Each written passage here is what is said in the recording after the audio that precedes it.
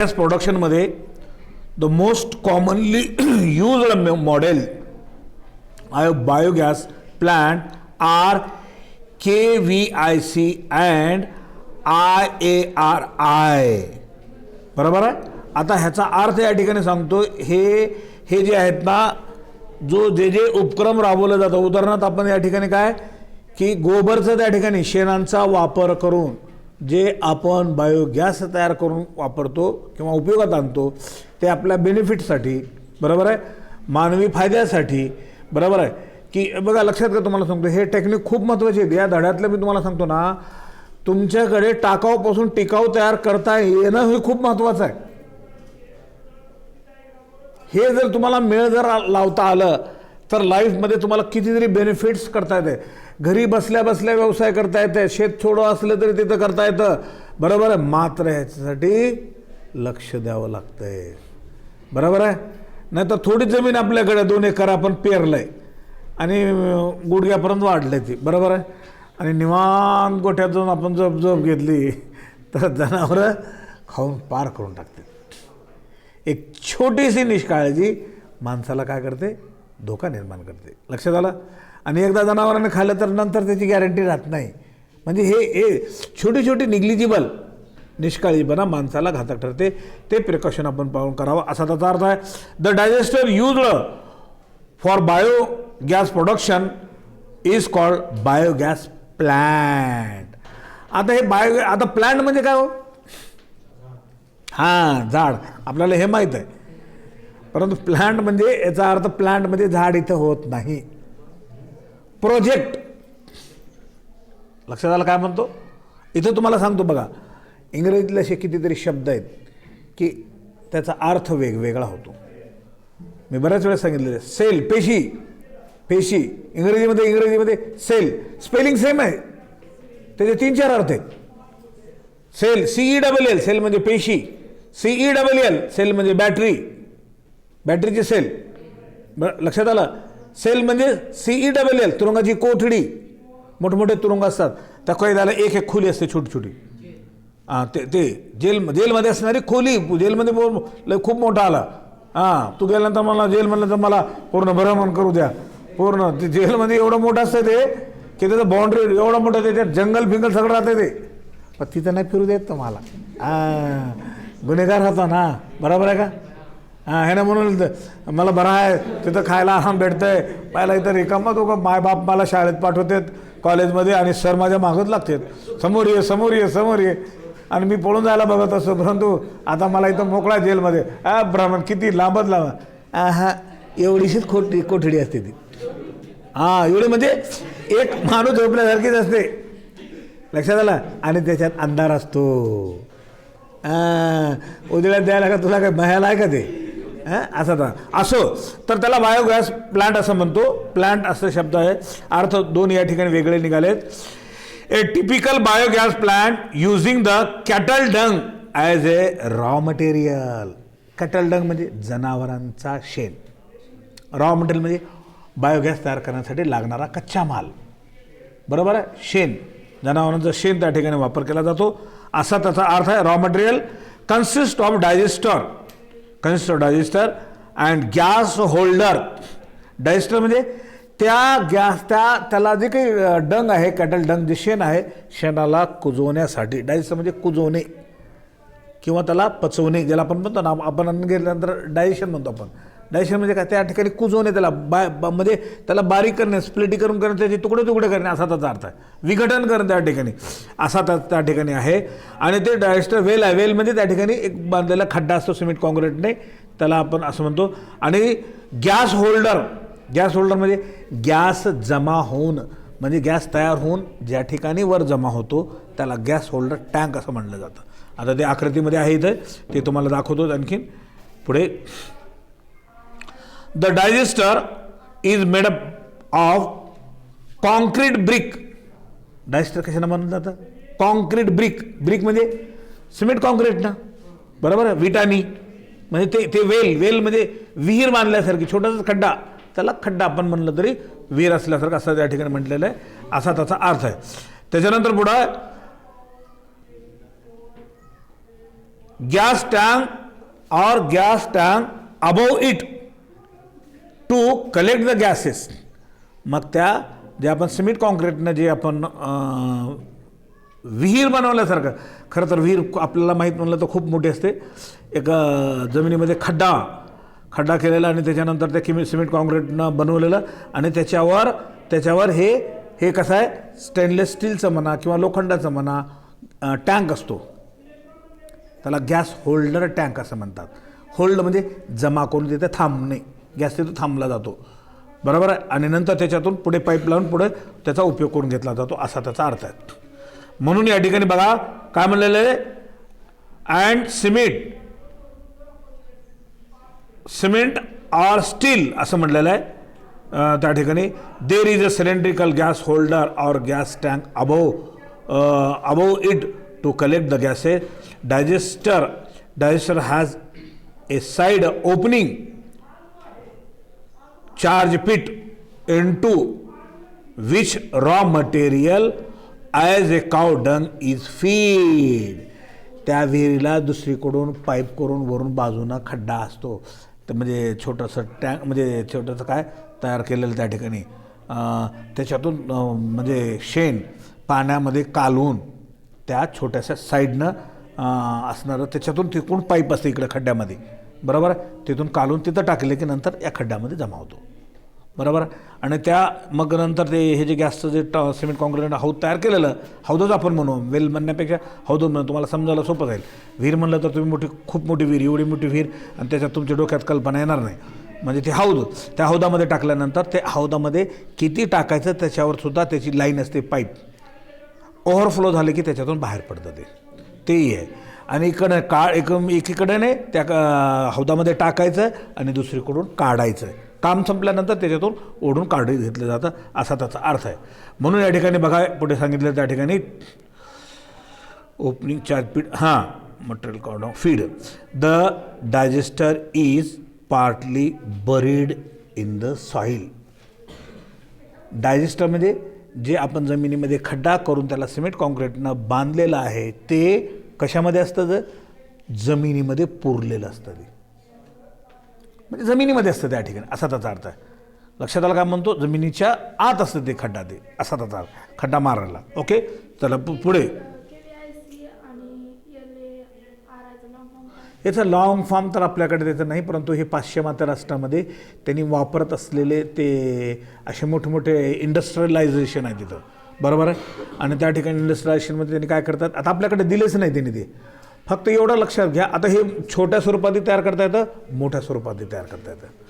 ज्यांना उद्योगधंदे करायचे मोठे ते गॅसचा उपयोग करा. आता गॅस तुम्ही कुठून आणता, त्या ठिकाणी गॅसची टाकी वगैरे जे आपण म्हणतो ना, ते कुठून आणतात. अशाच पद्धतीने मोठमोठे व्यवसायाच्या माध्यमातून त्यांनी जमा केलेलं आणि ते आपल्याला काय हमको कहाँ से लाए उससे मालूम की ज़रूरत नहीं गिरती हमें, बराबर है.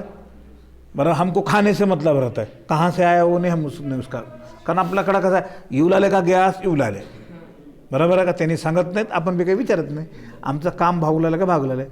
पण काही लोक मोठमोठे व्यवसाय करतात, हे कोणाला जर सांगत नाही का, आमचं बघून हिने व्यवसाय सुरू केला तर.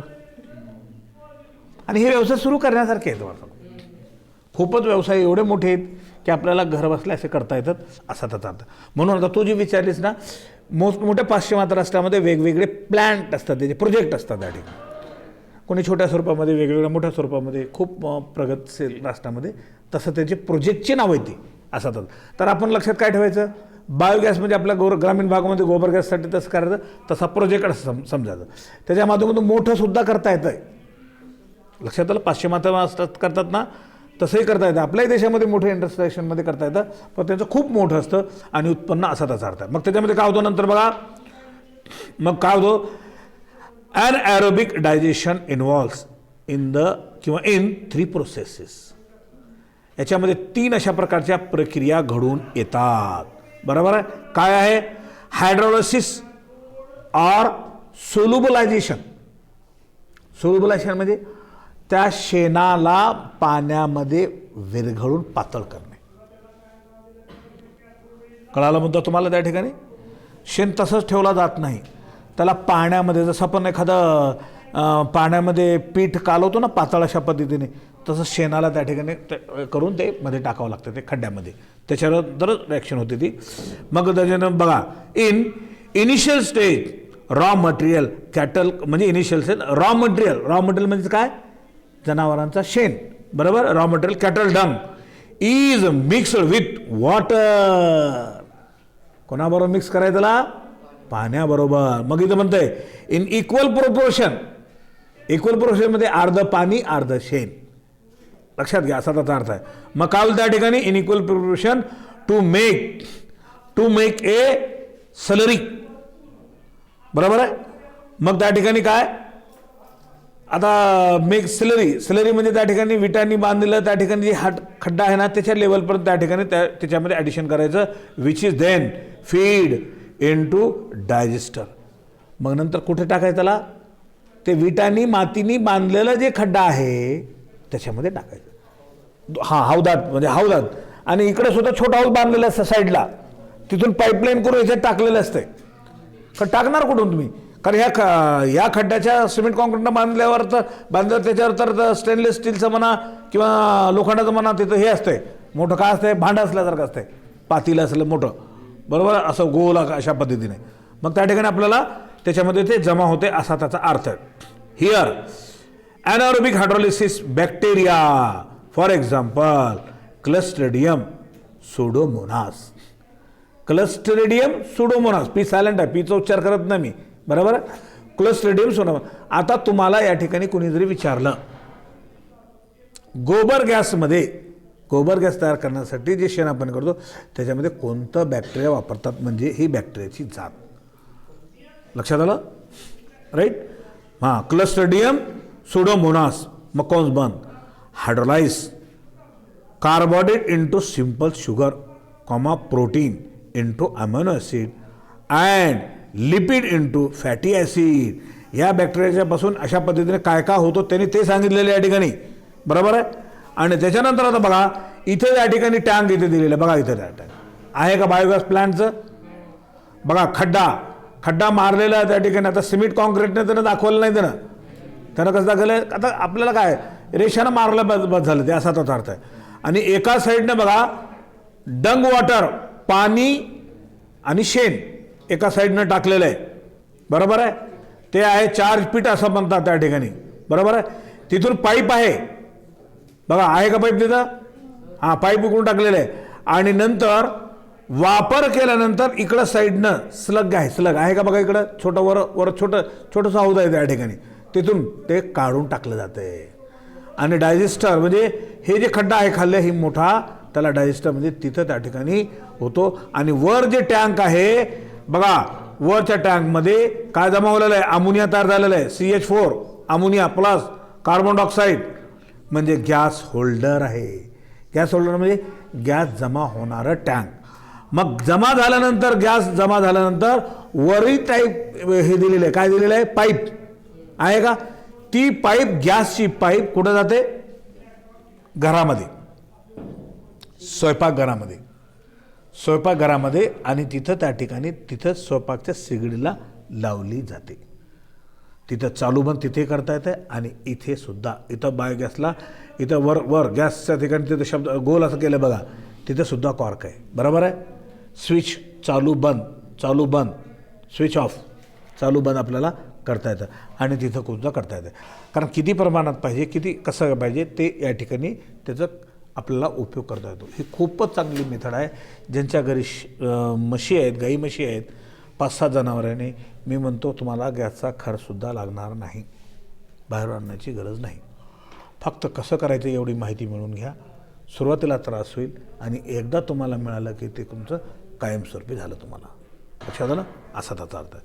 चला पुढे बघा. याच्यामध्ये नंबर 2ची प्रक्रिया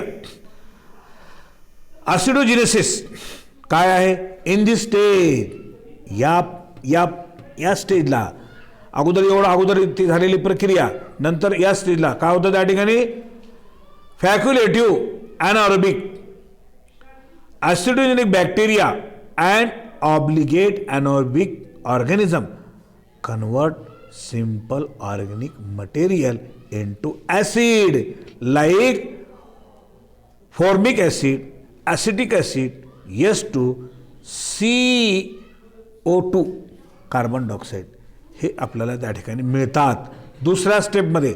नंतर तिसऱ्या स्टेपमध्ये मिथेनोजेनेसिस. मिथेनोजेनेसिस म्हणजे फॉर्मेशन ऑफ मिथेन. काय तयार होतो या ठिकाणी? आता मिथेन तयार होतो, मिथेन. आणि मिथेनच हा गॅस ज्वलनासाठी आपल्याला स्वयंपाकासाठी उपयोग होतो. आता हे कसं तयार होतं, रिॲक्शन कुठली कशी होते हे बघून या ठिकाणी रिॲक्शन सुद्धा दिलेले आहे. This is the last stage in which anaerobic methanogenic bacteria. बघा, मिथॅनो बॅक्टेरियम बरोबर, methanococcus convert acetate. Methanococcus convert ॲसिटेटमध्ये कन्वर्ट करतो असा त्या ठिकाणी त्याचा अर्थ आहे. आणि नंतर H2 and carbon dioxide into methane. याचं रूपांतर कशामध्ये होतो? मिथेन. कार्बन डायऑक्साईड तर हवेत असतोच, पाण्यामध्ये H2 असतो बरोबर, तिथली त्या ठिकाणी रिॲक्शन होते. And CO2 and H2O and other product, दुसरे सुद्धा आपल्याला प्रोडक्ट मिळतात. या ठिकाणी नंबर 1 पहिली रिॲक्शन बघा, 12 molecule of CH3COOH acetic acid बरोबर. त्याच्यापासून 12 मॉलिक्यूल ऑफ CH4 मिथेन. मिथेनचा फॉर्म्युला तर माहिती आहे ना, सर्वात अल्केन, सर्वात पहिला अल्केन आहे मिथेन बरोबर ना, माहिती आहे की नाही? हां. त्याच्यानंतर 12 मॉलिक्यूल ऑफ कार्बन डायऑक्साईड हे तयार होतात. नंतर दुसऱ्या स्टेपमध्ये 4 मॉलिक्युल्स ऑफ द HCOOH त्याला फ्युमेरिक ॲसिड बनतात.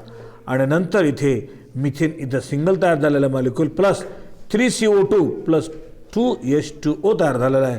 आणि नंतर तिसऱ्या स्टेपमध्ये CO2 plus 4H2 equal to CH4 plus 2H2O methane इथे आपण त्या ठिकाणी आपल्याला मिळाला बरोबर.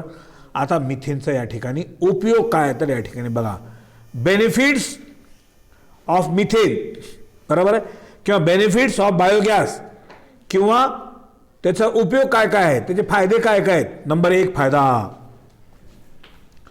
It is chip. हे स्वस्त आहे.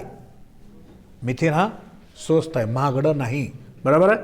सेफ, धोकाचं नाही बरोबर आहे. दुसरे गॅसेस एक्सप्लोजिव्ह असतात, धोकाचं असतं त्या ठिकाणी. And renewable source of the energy. Renewable source म्हणजे याचा वापर केल्यानंतर पुन्हा मिळवता येतं. लक्षात आलं का? म्हणजे त्याला रिन्युएबल म्हणतात बरोबर आहे. असा रिन्युएबल असा त्याचा अर्थ. Source of energy, it can be easily generated. हे सोप्या पद्धतीने तयार करता येतं, स्टोर्ड साठवता येतं, अँड ट्रान्सपोर्ट. म्हणजे हे मिथेन गॅस तयार झाल्यानंतर आपल्याला त्याला साठवता येतं आणि नंतर त्याला ट्रान्सफर करता येतं. लक्षात आलं राईट? हां. साठवणे अर्थ माहिती आहे ना, साठवणे कशाला माहिती? उर्दू के बच्चों मालूम है क्या? साठवणे किसको बोलेंगे? जमा करणे राईट राईट. त्याच्यानंतर दुसरं आता बघा या ठिकाणी benefit, it can be used for domestic lightning. Domestic म्हणजे घरगुती वापर, दिवाबत्ती सुद्धा याच्यानं होते. लक्षात आलं? घरातलं लाईट लागते, जसं सोलार एनर्जीवर लागते का नाही, याच्यावर सुद्धा लागते राईट. त्याच्यानंतर पुढे बघा या ठिकाणी कुकिंग, स्वयंपाकासाठी होतो. स्ट्रीट लाईट, स्ट्रीट लाईटमध्ये रस्त्यावरच्या लाईटी जी आहेत बरोबर, रस्त्यावरच्या तेही सुद्धा उपयोगात आणला जातो असा त्याचा अर्थ आहे. आणि त्याच्यानंतर पुढे स्ट्रीट लाईट ॲज वेल ॲज स्मॉल स्केल इंडस्ट्री, छोटे छोटे छोटे उद्योगधंदे जर कोणी केले असतात तर त्याच्यामध्ये सुद्धा उपयोग होतो. लक्षात आलं काय म्हणतो मी? तर म्हणतो तुम्हाला तशी तुमच्यामध्ये इफिशियन्सी नाही, जिद्द नाही बरोबर आहे का? नसं तुम्ही उगी कॉलेज करता उगा पारंपरिक पद्धतीने. अरे करता करता एखादा प्रोजेक्ट हातात करायचा त्या ठिकाणी, त्याला सक्सेस कम होते. ये दुनिया दाम वालों की है, दाम वालों की. ये दुनिया किसकी है? पैसे वालों की. देश आपला स्त्री प्रधान आहे ना पुरुष प्रधान आहे? अर्थ प्रधान आहे राईट. पैसे कमवते व्हा, जग नमस्कार करेल तुम्हाला. जेवढा जास्त पैसा असेल तेवढा लोक वाकून नमस्कार करतात. लक्षात आलं काय म्हणतो? वा कोण म्हणजे नमस्कार नमस्कार सर, कधीतरी मदत मिळेल म्हणून. आम्हाला कोणीही विचारत नाही. आमच्या खिशात काहीच राहत नाही. कशात काय पैसेवाला असला तर. आता मी तुम्हाला उदाहरण सांगितलं की माझा सर्वात छोटा भाऊ आहे. एका कार्यक्रमामध्ये गेलो होतो. एक रस्सम का कार्यक्रम था, अब उर्दू के बच्चे मानो, त्याला हळद कुंकूचा कार्यक्रम. मला बोलवलं आणि आमच्या भावालाही बोलवलं. आता बघा त्याच्यातलं माझं तर फरक सांगतो त्या ठिकाणी. तर सगळ्यात माझा सर्वात छोटा आहे. मग मी कार्यक्रमामध्ये बसलो असं निवांत खुर्चीवर समोर बसलो. मग झालं काय, तिथे वेटिंग चालू होती. वेटिंग म्हणलं तर त्याने तिथं काय चालू आहे, नाही ठरव ठरव हमारे सेट आ रहे म्हणलं. मी म्हणलं कोणतं सेट विला आले की बा, मी परेशान. आता मला कसं म्हणता येईल, उरकाव तुमचा कार्यक्रम उरका, काय लावला तुम्ही हे वेळ, असं म्हणता येते. मग आला कशाला जावा, गडबड असेल तर म्हणतील लोक आपल्याला, बरोबर आहे का. मी निवांत बोलला. मला वाटलं बाबा खूप मोठा कोणता तरी सेट असेल येऊ आलाय म्हणलं. ते मी निवांत बसलो. आता आपलं काय ती सेट असेल, आपण मग समोर बसलेलं, मी मागे बसलो. मग लोकांना नाही सर आप सामने ऐसा नहीं म्हणून बोलले. ते बसलो. ते मी वाटलं बघला कौन सा सेट आलं, इतने लोग उसका इंतजार करते बैठे, इतने लोग बैठे. मग म्हणलं परेशान झालं मी, कोणतरी मोठा माणूस असेल म्हणलं. आली सीट, आ गया म्हणलं. तर आमचं कोण म्हणलं, सर्वात छोटा भाऊ. मारा बमला म्हणलं. घरी जाऊन मी हसून घरच्यांना सांगून परेशान झालो. अरे काय म्हणलं, तुझ्यासाठी सगळा कार्यक्रम थांबला होता आणि तू सेट उलाले, त्याने सेट उलाले. म्हणजे आता ते कसं आहे माहिती आहे का, ते सेट म्हणजे ते थोडं पैसा कसं असतं लोकांना. का थांबले त्यांनी, उद्या गरज पडली तर पैशाची. ह्या मास्तरकडे काय आहे, आपलाच परेशान राहता येणार तर काय आहे. ते कोणाला देत बी नाही आणि घेत बी नाही, बरोबर आहे का. हम लेते भी नहीं, हम किसी को देते भी नहीं, क्यों है तीच नाही ना, देंगे का से, बरोबर आहे. तर असं त्या ठिकाणी करून मग मला म्हणायचं हे दाम. तर म्हणून मला म्हणायचं याच्यावर म्हणतो दामवाले बना, दामवाले. आ रहा है क्या समझ में, क्या टंगो ऊपर. तर लक्षात आलं का म्हणतो की उद्देश मला सांगायचं की तुम्ही उगे शिकण्यात वेळ घालू नका. हे तुमचं शिक्षण लई तुम्ही लई बेनिफिट करतो, मला अजिबात मान्य नाही. काही बी नाही, तुम्हाला काहीच जमत नाही कशाचं काय. तुम्ही नीट परीक्षा पास होत नाही, तुम्ही नीटच नाही तर नीट काय पास होता. माझ्या खरं सांगतो, माझ्या काय शब्द सांगतो, तुम्ही नीट तुमच्यापैकी कुणीच पास होत नाही, कुणीच पास होत नाही. मी आता शपथ कधी खात नाही, पण तुमच्यासाठी खातो, कारण मला माहीत आहे तुम्ही कुणीही डॉक्टर होत नाही, कुणीच होत नाही. म्हणून डॉक्टर नाही तर नाही, डॉक्टरचा मालक व्हायचं तरी बघा. असं काहीतरी करत करत व्यवसाय करा. घरी बसला शेतपीत असेल, घरात काही जागा फिका जर असेल तर असा व्यवसाय सुरू करून आपल्या कामाला लागा. कमवते पैसा कमाव.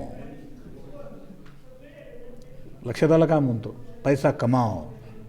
काही मुली स्वतः पैसा कमवून, बाप गरीब असेल तर स्वतः पैसा कमवून स्वतःच्या लग्नाची तयारी केली त्यांनी. आहेत तसे आहेत, खूप आहेत. आपल्याला कसं आहे, तुम्ही वाईट असं मी म्हणत नाही, तुम्ही अल्पसंतुष्ट हो, अल्पसंतुष्ट. सर ये बहुत हो गया सर पीरियड करके थक गई मैं सर, आप क्या पढ़ूं मेरे को बताओ. पहिले ये बड़ी मुसीबत से करी सर मैं. तुमच्यामध्ये ऊर्जा पाहिजे, इच्छाशक्ती पाहिजे, पेटून उठण्याची तयारी पाहिजे. मी काय काय करू, काय काय नाही. आणि तुम्हाला लिस्ट दिली असेल तर अजून काय काय करू वाटावं, पण जे दिलेली नाही त्याच्यामध्ये कमी करता तुम्ही. आणखी कमी करत शेवटी झिरो, काहीच नाही. काम तुमचं खाणे आणि झोपणे, बरोबर आहे का. पूर्वी जास्त बाहेर फिरत नाही, हे बोंबले महाराज बोंबलत फिरत आलं. हे ते तर काही गेलेले त्याची, हे सगळे वाया गेलेली केस आहे. वाया पूर्ण वाया गेलेली केस. तुमच्यामधलं एखादा, आता हे थोडं बरं आहे बा, बिचारा बसते काय करा ऐकतं मला, बाकी तर तुम्ही सगळे टुकार. तुम्हाला तर तुमच्या बाप जर भेटलं मला तर ह्यांना मशा घेऊन द्या, कशाला जाणार नाही, त्याच्याशिवाय काही उपयोग नाही.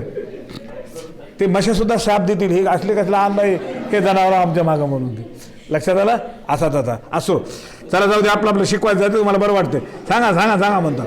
हां चला बघा, पुढे बघा या ठिकाणी तिसरा point, it burn with blue flame. हे जे मिथेन जे आहे ना, निळ्या ज्योतनं जळतंय. म्हणून धूर होत नाही.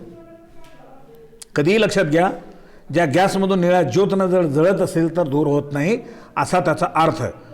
अँड विदाऊट स्मोक, ब्ल्यू निळ्या ज्योतनं जर जळत असेल तर त्याला स्मोक धूर होत नाही असा त्याचा अर्थ आहे. Next point, it help to improve the sanitation of the surrounding. काय होईल? जनावरांचं शेण पिन इकडं तिकडं पडलेलं असेल तर ते सगळं घाण होते, घरामध्ये सुद्धा घाण होते. आणि त्याची विल्हेवाट जर लावली तर काय होते? परिसर स्वच्छ राहते ना. लक्षात आलं? असा त्याचा अर्थ या ठिकाणी. त्याच्यानंतर पुढे आता म्हणजे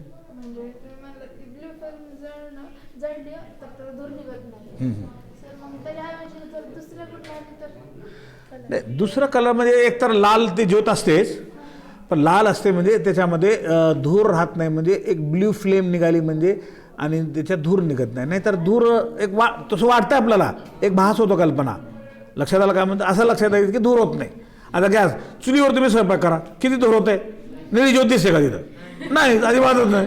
किती बी तुम्ही धूर काढा, काही बी होत नाही त्या ठिकाणी, बरोबर आहे. आणि ते जर हे जे गॅसच्या माध्यमातून हे केलेलं ब्ल्यू फिल्म तसं ज्योत दिलेली आहे त्या ठिकाणी, त्याच्यामुळे धूर होत नाही. असं बाकी दुसरं काही त्याचा यथार्थ संबंध नाही.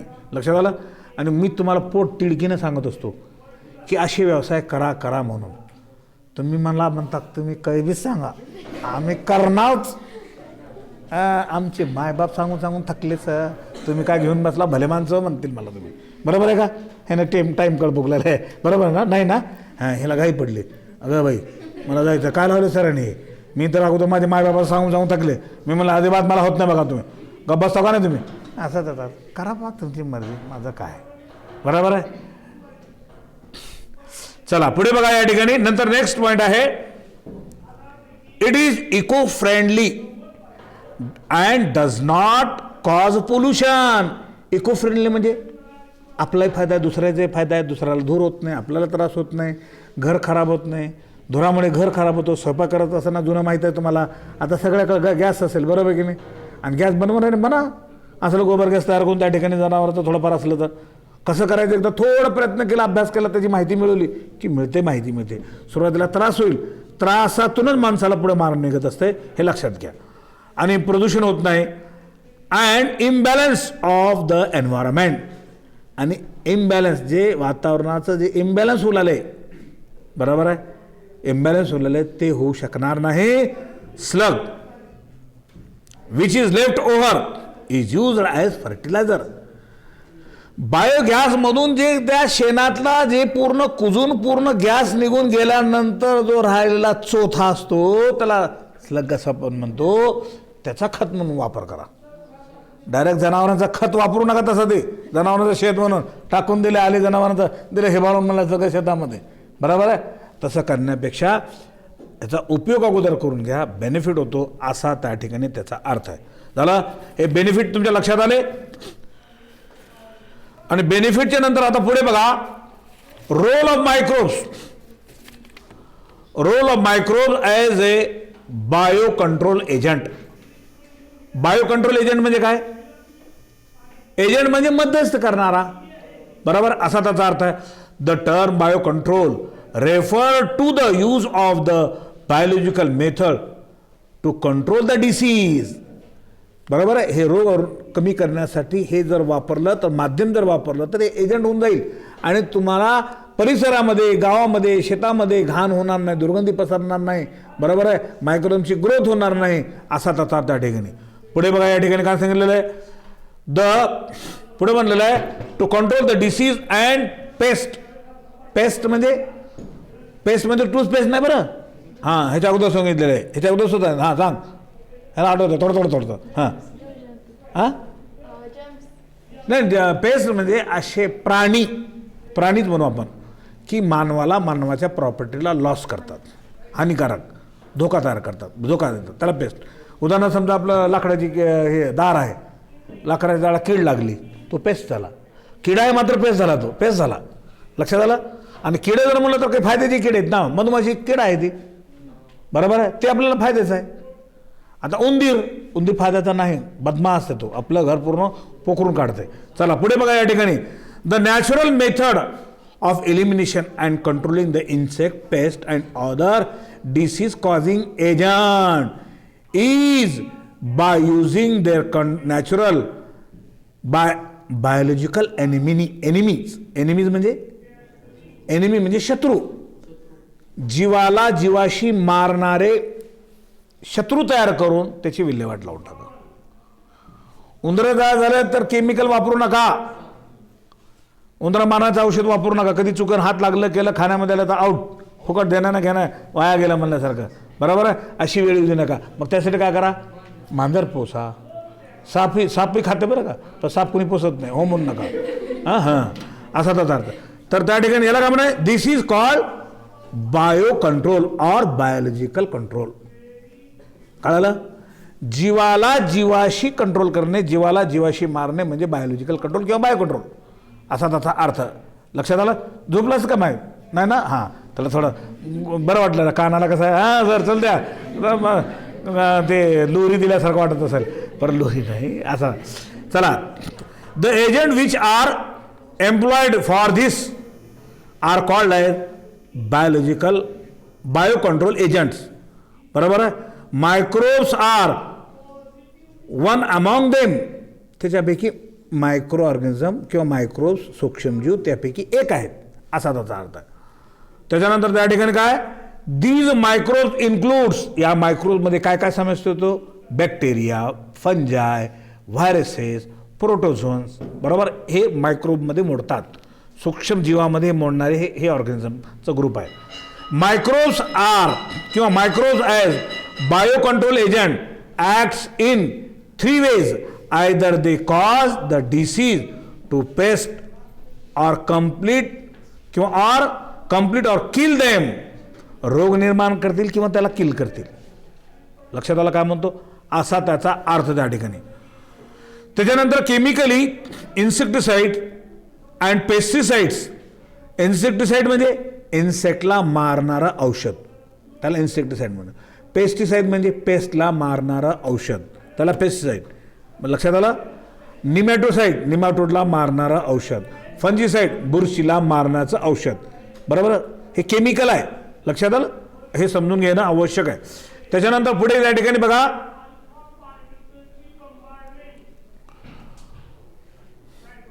Chemical insecticide and pesticide are extremely harmful to human being. कीटकांना मारणारं औषध, पेस्टांना मारणारं औषध हे मानवाला घातक ठरतं. हे त्यानं सांगितलेलं आहे. मी तर अगोदर सांगितलं, पण हे नाही ते सांगते, माझ्या मनाचं नाही. लक्षात आलं. तुम्हाला काय करतं, मी मांजर पोसत नाही, उंदरात जास्त झालं उंदर खाण्याची औषध आणतो मी. हां कधी कधी आम्हाला उपयोग करता येते असं म्हणायचं नाही बरं. हां लक्षात आलं. आणि विशेषतः मुलींना मी समजून सांगत असतो, मुली भावनिक असतात. थोडंफार राग केला, आईनं केली, बापानं केले, हात अपट, पाय अपट, हे अपट, ते अपट, आता बघा कसं करते, मला असं झालं तर ते भाऊक होतात ते. लक्षात आलं. आणि मुली कशा पाहिजेत, लढवय्ये पाहिजेत. कशा पाहिजेत, झाशीची राणी. जीव द्यायचा नाही आपला, नाही तर म्हणताल आमच्या सरांनी दुसरा जीव घ्या म्हणलं, तसंही नाही. त्याला फेसिंग करायची त्या ठिकाणी. हां काय हरकत नाही. लक्षात आलं.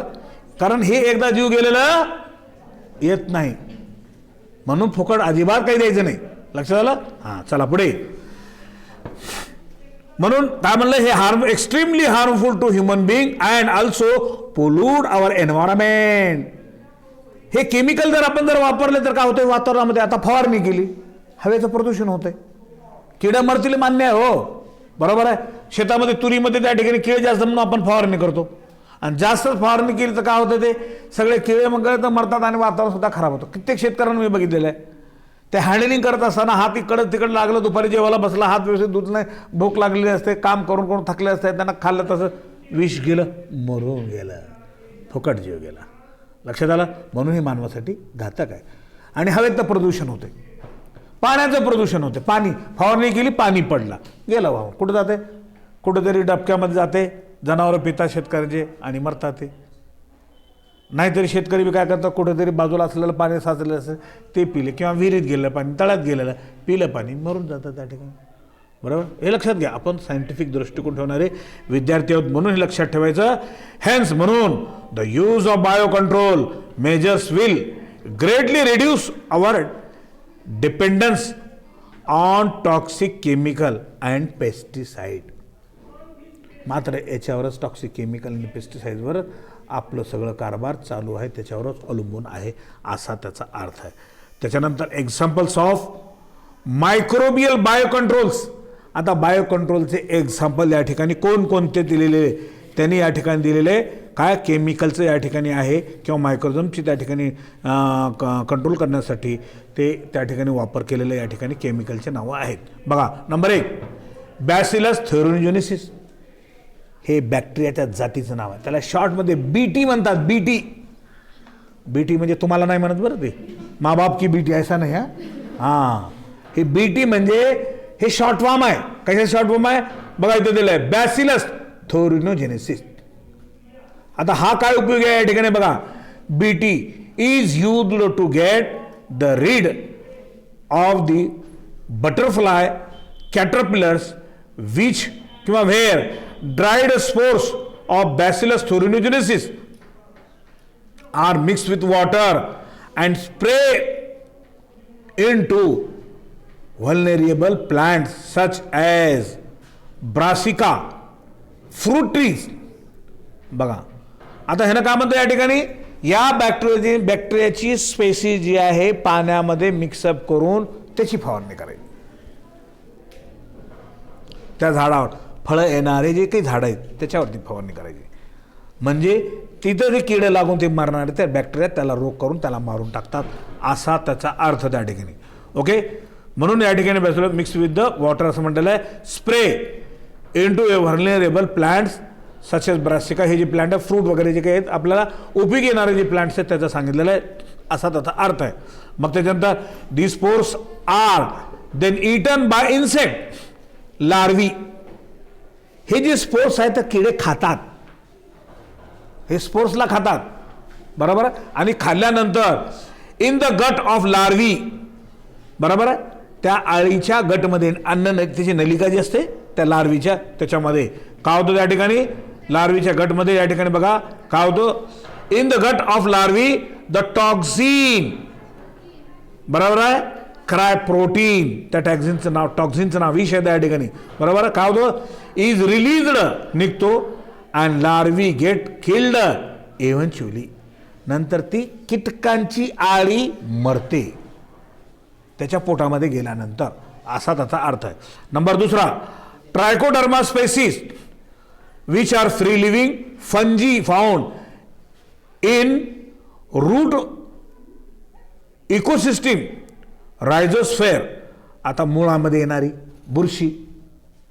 बुरशी म्हणजे बुरशी जो रहती है ना, मालूम है ना बुरशी, ये झाड़ों के पौधों के मूलियों के ऊपर भी आती है और अंदर भी आती है. कुछ बुरशी फायदे के भी हैं जिसके ज़रिए से ज़मीन में से पानी ज़्यादा खींच के लिया जाता है.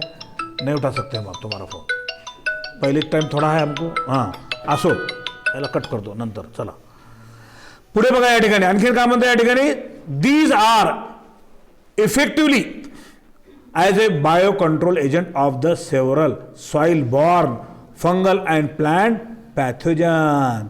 प्लांटला रोग करणारा निर्माण करणारे जंतू त्याला मारण्यासाठी उपयोग होतो. The fungus produces substances like viridin, बघा, gliotoxin, gliovirin etcetera that exhibit the other soil borne pathogen attacking the root, rhizome etcetera causing root disease. मुळांना रोग होऊन ते पीक खराब करणाऱ्यांना ह्याच्यापासून नियंत्रण होतो, असा त्याचा अर्थ आहे. त्याच्यानंतरचा बघा 4 groups of bio control agents are known. ते आपल्याला माहीत आहे. They are bacteria, fungi, viruses, protozoan, असा त्या ठिकाणी त्याचा अर्थ आहे. लक्षात आलं. आणि त्याच्यानंतर या ठिकाणी आता बघा पुढे नंबर 1 त्याच्यापैकी दिलेलं आहे या ठिकाणी. कोणतं दिलेलं आहे या ठिकाणी, या ठिकाणी दिलेलं आहे microbial pesticides and their host. Microbial म्हणजे त्या ठिकाणी मायक्रोझोम आणि pesticide chemical and their host. Host म्हणजे जिनके ऊपर ये आ रहे हैं, बढ़ रहे हैं, त्याला होस्ट आपण म्हणतो. बघा, the correlation is depicted as per the following table. आता इथं या ठिकाणी टेबल दिलेलं आहे. कशाचं दिलेलं आहे? हे बघा, टेबल अँड देअर होस्ट. याच्यामध्ये टेबलमध्ये पहिला कॉलम आहे पॅथोजन आहे. पॅथोजन म्हणजे रोग निर्माण करणारे. हां, पॅथोजन म्हणजे काय? Micro organism. पॅथोजन या शब्दाचा अर्थ काय? रोग निर्माण करणारे मायक्रोझोम. आणि इकडे त्या ठिकाणी दिलेलं काय? होस्ट. हे रोग निर्माण करणारे मायक्रो ऑर्गॅनिझम कुणावर रोग निर्माण करतात, कुणावर जगतात, असा त्याचा अर्थ आहे. त्याच्यामध्ये या ठिकाणी बघा, नंबर 1 बॅक्टेरिया. आता बॅक्टेरियांच्या जाती, स्पेसिस, बरोबर आहे. काय? बॅसिलस थोरोजेनेसिस, बीटी ज्याला शॉर्टमध्ये म्हणतो, बरोबर आहे. आणि नंतर हां, बॅसिलस काय आहे? पॅपिली अँड बॅसिलस लिंटोमोर्बस, बरोबर आहे. आता हे मायक्रोझोमचं पॅथोजन कुणावर करतात? कॅटरपिलर, बरोबर आहे. कॅटरपिलर म्हणजे कॅटरपिलर लार्वा, छोटे छोटे आळ्या जे असतात ना त्यांच्यावर. कोबेजवर्म, गोबीवर येणारे त्या ठिकाणी आळ्या, त्याला रोग निर्माण करतात आणि मारून टाकतात त्यांनी, बरोबर. Adult beetle. अडल्ट बिटल म्हणजे टणक भुंगे. भुंगे माहिती ना? भुंगे मोठे मोठे भुंगे असतात, ते सोनकिडे वगैरे म्हणता बघा तुम्ही, ते खेळताना लेकर ते, बरोबर. त्यांना बिटल्स असं म्हणायचं. जे टणक जे असतील तर ते किडे. त्याच्यानंतर बघा, हे बॅक्टेरिया झालं. Pathogen beauveria bassiana, entomophthora, pallidoroseum and zoophthora radicans. आता बघा या ठिकाणी हे कोणावर? या ठिकाणी होस्ट कोणा? ॲफिड किडे मोठे आले त्याच्यामध्ये, बरोबर. कोणते आहेत? क्रॉसी, ॲफिड, अनगोक्लेटा, मेरली बग्स, माइट्स. बग म्हणजे बेडबग वगैरे असतात ना त्या ठिकाणी, त्याला आपण म्हणायचं त्या ठिकाणी माइट्स. गोचिडा वगैरे बनतात ते, त्याच्यामध्ये आले ते, बरोबर. वाईल किंवा व्हाईट फ्लाईज. व्हाईट म्हणजे पांढरे उडणाऱ्या किडे ज्याला आपण म्हणतो. आता किड्यांचे खूप प्रकार आहेत, फक्त आपल्याला एवढं लक्षात ठेवायचं. त्याच्यानंतर प्रोटोझोन. प्रोटोझोन म्हणजे आदिजीव मायक्रोझोम असलेला, बरोबर. तो कशाला? नोसेमा, लॅक्युटी. आणि त्याच्यामध्ये होस्ट आहे ग्रॉस हॉपर आहे. ग्रॉस हॉपर म्हणजे कशाला म्हणतात माहिती आहे? गवतावरचा किडा असतात, टिड्डा, किटकिट करत उडता बघा ती, त्याला उसको टिड्डा भी बोलेंगे उर्दू में, समझ में आता ना? टिड्डा तो हा घोडा ज्याला आपण म्हणतो मराठीमध्ये, गवतावरचा घोडा किटकिट किटकिट करत जाते त्यानं, ते आहे. आणि त्याच्यानंतर क्रिकेट्स, किरकिरीचा किडा जे आपण किरकिर किरकिर किरात्री करता बघ, त्याला आलं, ते आलं. त्याच्यानंतर व्हायरसेस, न्यूक्लिओ पॉली हायड्रोव्हायरसेस, त्याला NPV असं म्हणतात. ग्रॅन्युलो व्हायरसेस, त्याला जीवी असं म्हणतात. आणि ह्याचं होस्ट कशावर त्या ठिकाणी करतो? त्या ठिकाणी कॅटरपिलर, आळी. कॅटरपिलरला लक्षात आलं? कॅटरपिलर कोणाला म्हणतात? तर जो आळीच्या स्वरूपामध्ये असताना ते कोणत्याही कीटकाची ती लार्वा स्टेटला कॅटरपिलर म्हणतात. अँड जिप्सी मॉथ, अँड्स, मॉथमध्ये फुलपाखरासारखे असणारे ते. अँड म्हणजे मुंग्या, वास, गान्या, बिटल, बिटल किडे, कोणते किडे? टणक असणारे ते किडे, त्याला असं म्हणतात. असा त्याचा अर्थ आहे. आता त्याच्यानंतर आहे बायो हार्बिसाइड्स. कुणाला जायचं असेल तर जाऊ शकता, काहीही घाई नाही, मध्ये काही म्हणायचं नाही. शेवटचं पिरियड आहे, अगोदरच कल्पना दिलेली आहे, कुणाला आमंत्रणही दिलेलं नाही. ज्यांना शिकायचं त्यांना शिकू द्या, ज्यांना जायचं असेल तर चलून निघून जावा, काही प्रॉब्लेम नाही आहे. कोणाला काही अर्थ नाही ना? हां, तरी असं जरी असलं तरी इथे स्टॉप करतो. कितने खुश हो गए देखो वाला. देखिए यही ख़त्म करता हूँ यहाँ परेड पढ़ाना. ऐसी खुशी मैंने बच्चों के चेहरे पर कभी नहीं देखी, कभी नहीं। सर जितना जल्दी बंद कर दिए उतना बहुत अच्छा है। ओके, वो बात हो गई।